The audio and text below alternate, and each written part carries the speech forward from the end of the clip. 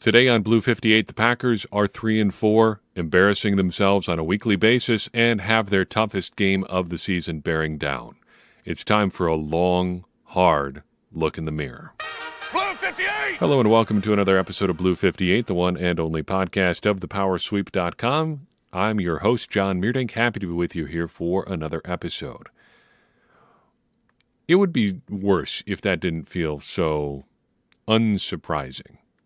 The Packers fall to 3-4 at the hands of the Washington Commanders, and watching things play out on the pathetic final play that the Packers ran, trying to get down the field into the end zone with a series of laterals that ended with a cross-field throw to Jon Runyan, I can't help but think of a play that we are all too familiar with. Speaking of Hail Marys,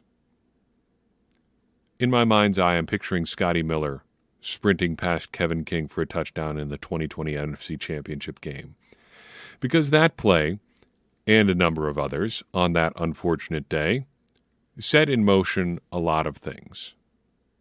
Mike Pettine left. Not fired, remember. He was not fired. He just was not re-signed by the Packers. His contract expired. They did not bring him back. And so in comes Joe Barry.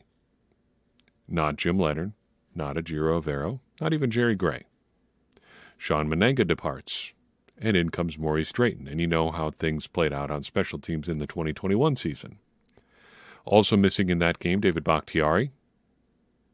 The Packers seemingly have spent the last year and a half hoping he comes back to full strength, and a lot of their inaction on the offensive line seems to have been predicated on him still coming back and then just not being there yet. They held tight with Yosh Nijman as their backup left tackle, holding off on any effort to move him over to the right side until they were all but forced to do that because Royce Newman was so bad up front.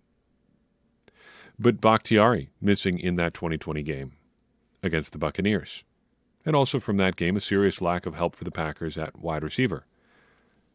Davante Adams did Davante Adams things to the extent that he could in that game, operating essentially a solo performance.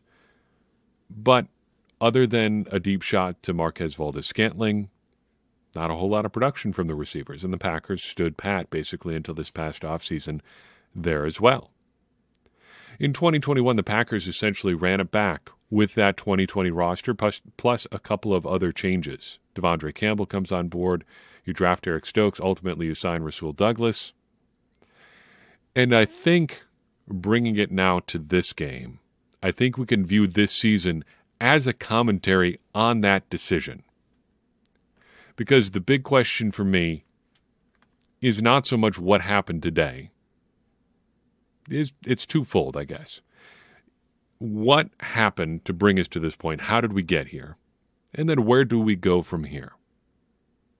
I think the road to this point starts with that game against the Tampa Bay Buccaneers at Lambeau Field. In the intervening years, the groundwork was laid for this season through a plan and a series of assumptions. The plan was this. The 2020 team was close. The 2021 team was close. You lost Davante Adams in the offseason, but the NFC is weak this year, so if you retool what is essentially still your 2020 roster, maybe you can squeak into the playoffs and get lucky. So you trade Adams, add some defensive talent, add some young receivers, and away you go. The assumptions were these. First, Aaron Rodgers would still be at or near an MVP level at quarterback. Second, the defense would take a step forward in year 2 under Joe Barry. Third, the young talent you added on defense would make a difference in that process. And fourth, you could replace Davante Adams with new and some existing players. Well, Aaron Rodgers has not been at or near an MVP level. Even mitigating factors aside, the offensive line not being solid, the thumb injury, talent around him, he has not executed on a down-to-down basis at an MVP level. Pro Football Focus, which has been charitable towards him, even in some of his later career ups and downs, has backed off their grades from him from where he was last year. He's grading at like a 10th to 12th best quarterback in the NFL right now. Advanced stats-wise, he's more like a 25th to like 28th best quarterback in the league right now. It's not close to where it needs to be. The defense also hasn't taken a step forward. It seems like on a weekly basis we are hearing stories about how it's the defenders telling Joe Barry what they want to do rather than Joe Barry doing any sort of schematic innovation or adjustment to fit the scheme that he runs to the talent that he has. He has done very little to elevate the talent that he has, and that was a common criticism under Mike Pettine. It seems to be even more true under Joe Barry. The Packers' defense is consistently less than the sum of its parts. Thirdly, the young talent on defense or on offense, I guess for that matter, really hasn't made much of a difference. Quay Walker is a great athlete. He seems to be a nice player, but it's not at a position that you could call by any stretch of the imagination a premium position on defense. And he hasn't been super consistent week in to week out. He's not a pass rusher. He's not a premium cover corner. A first-round pick on a linebacker is a luxury, and he hasn't played to a level that would justify that luxury. Devonte Wyatt, meanwhile, can't seem to consistently get on the field, and over on the offensive side of things, Christian Watson can't get on the field at all because of a slew of injuries, and then they use him weirdly when he is on the field.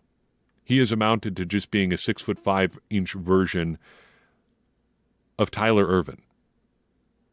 And that is not good enough for a guy you spent 2 draft picks to get. On top of that, Romeo Doubs has been good, but inconsistent. Basically what you'd expect from a 4th-round pick. Segueing into another assumption, the receiving core with existing and new players hasn't come even close to replacing Adams. I said on this podcast a number of times, other smart people have said similar sorts of things, and yes, I did group myself in, I guess, subconsciously there with a group of smart people. People smarter than me have said that you can, in theory at least, replace one player leaving through consistent production from other guys. Well, look at your Davante Adams replacement group. You've got Sammy Watkins, you've got Romeo Doubs, Robert Tonyan coming off an ACL. That's part of the plan here we have to address here too. You were counting on a big receiving year from Robert Tonyan coming off an ACL. That's a bold take, I guess.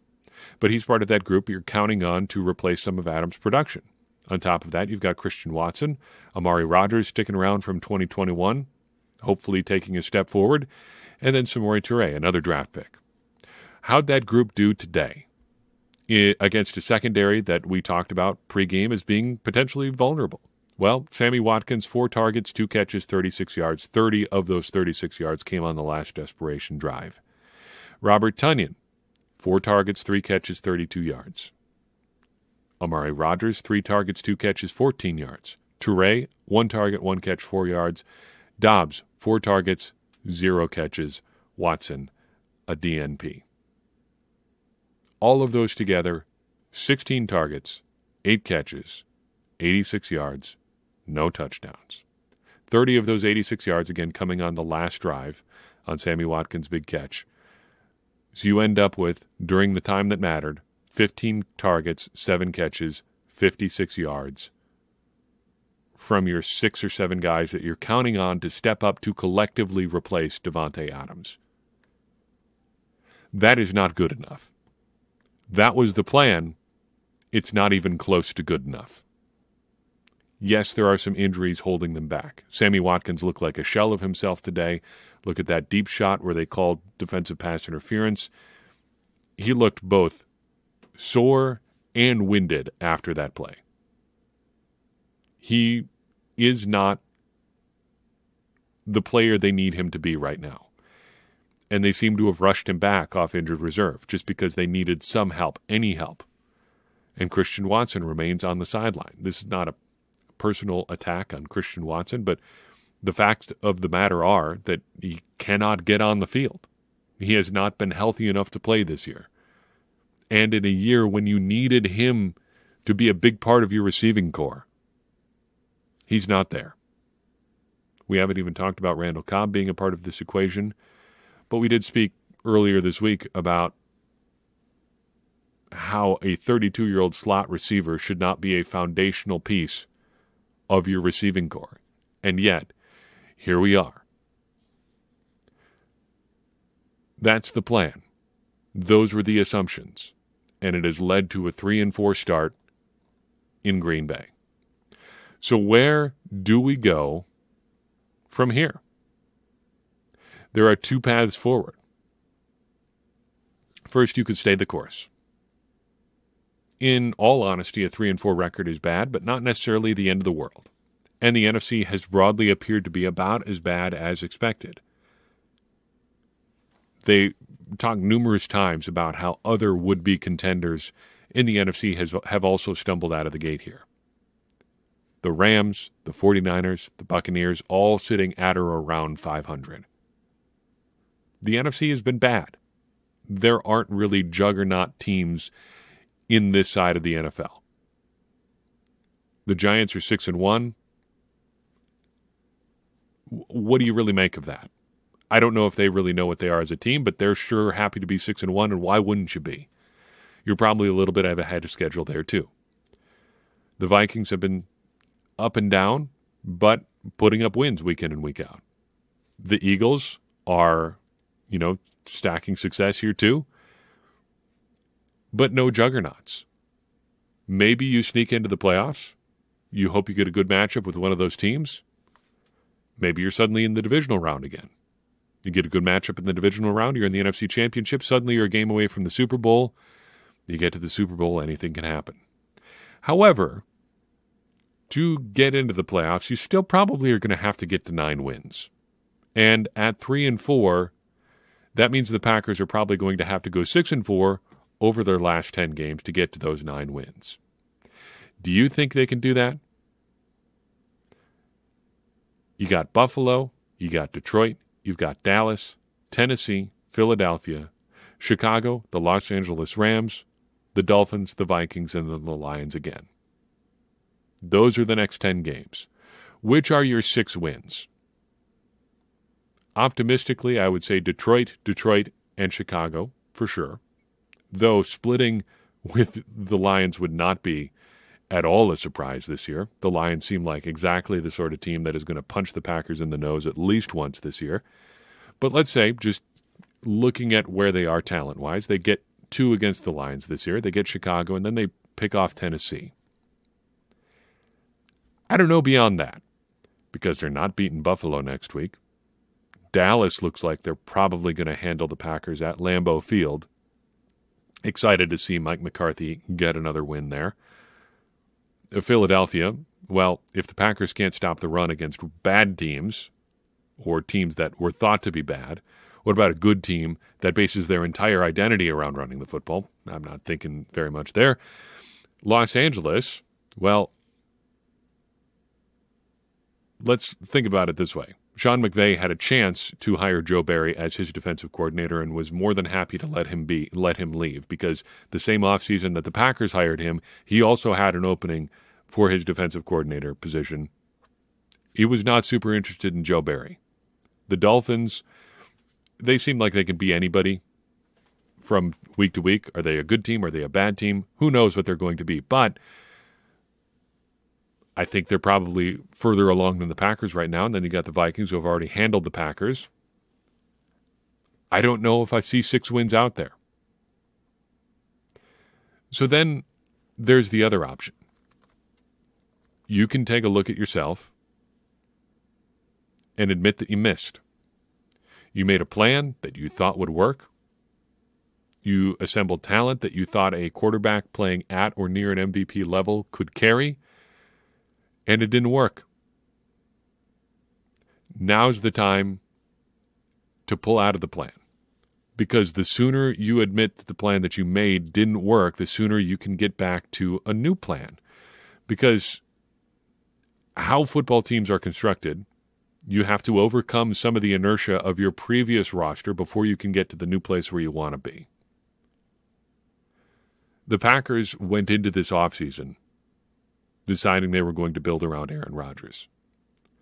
And the alternative, and I should write about this just so it's down in print at thepowersweep.com.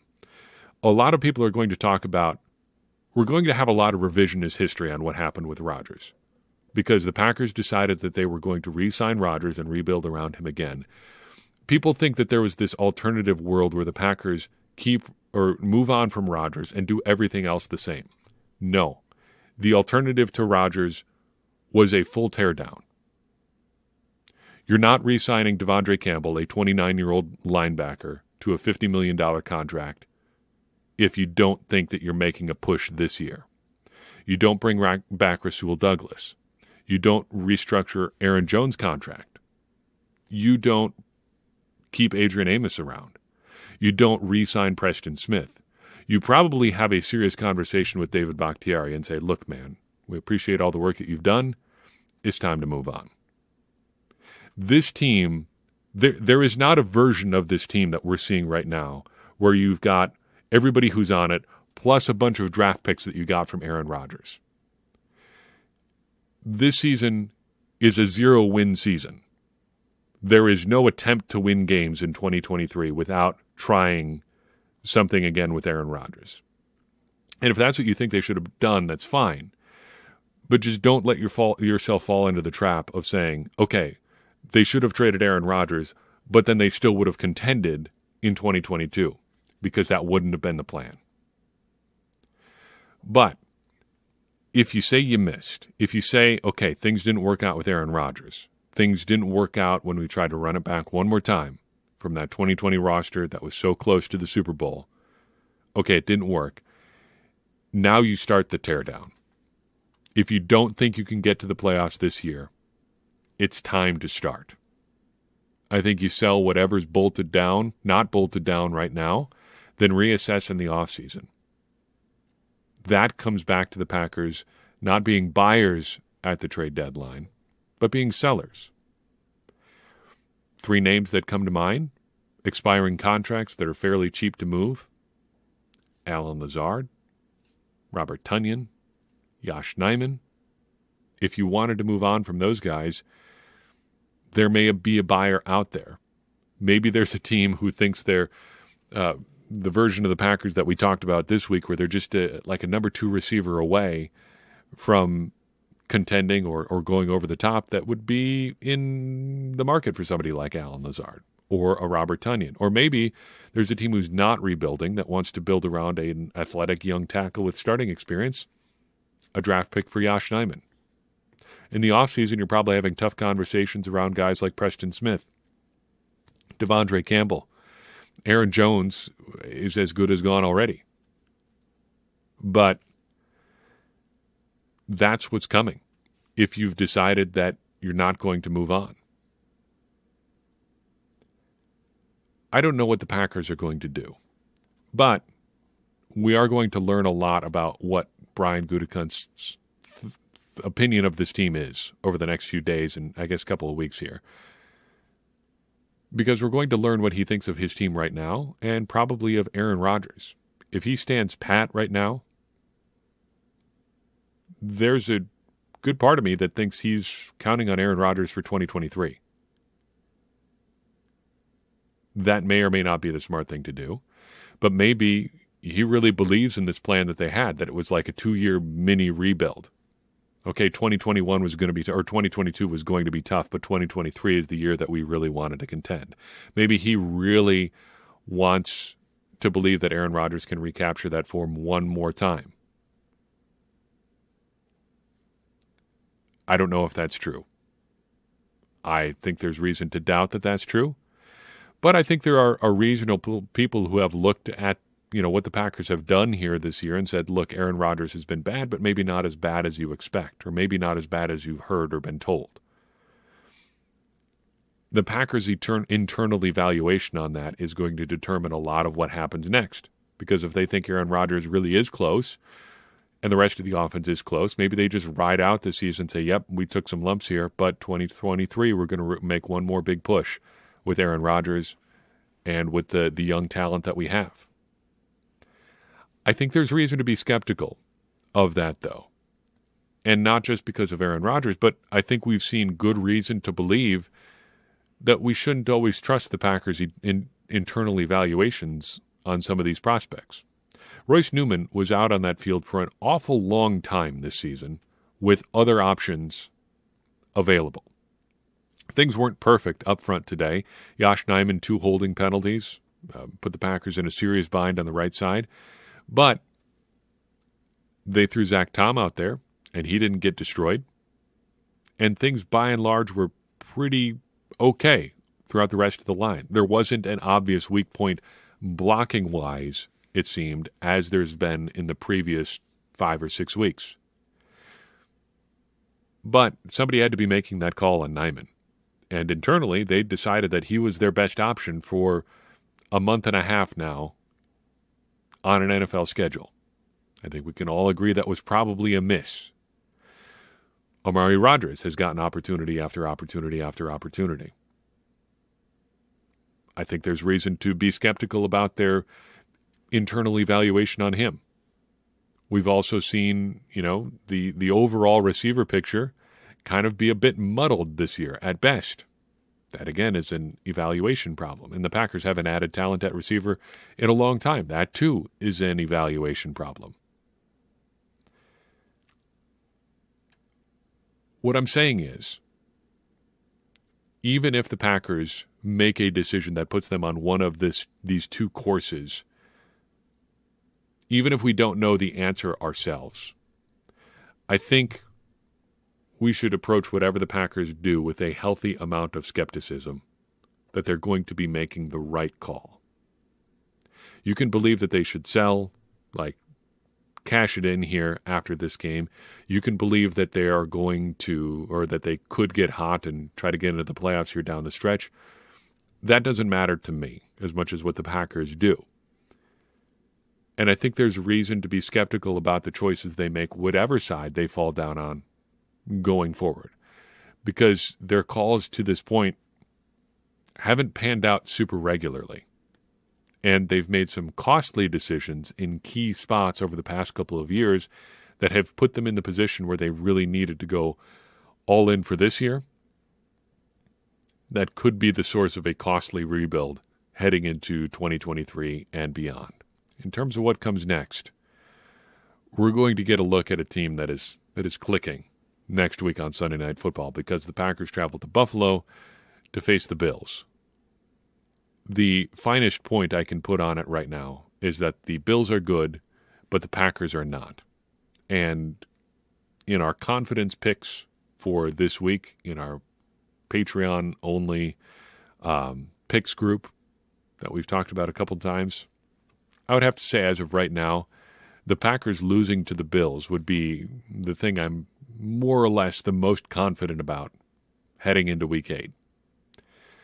That is as good a summary as I can say about where the Packers are as a team right now. There is nothing else on the Week 8 schedule that I am more confident in than the Packers losing to the Bills. What happens next is probably going to be painful. But I would also encourage you to remember that even if it's painful, it can still be interesting as a fan.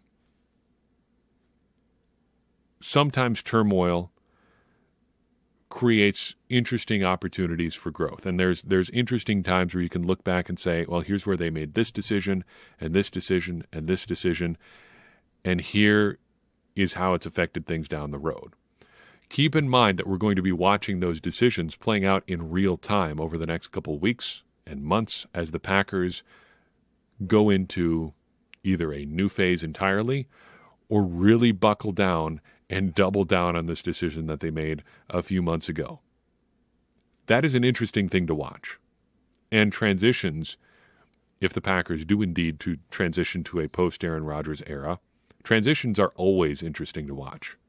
And watching that process play out, I think, is going to be very interesting and fascinating. And we get to watch it all play out together. That's all I've got for you in this episode. I appreciate you listening in. I'm sorry if I didn't make you feel better. I don't think we're here to feel better, though. I think we're here to talk about some bad things that are going on in Green Bay right now. If you enjoyed this episode and think someone else would enjoy it too, I would encourage you to share it with that person.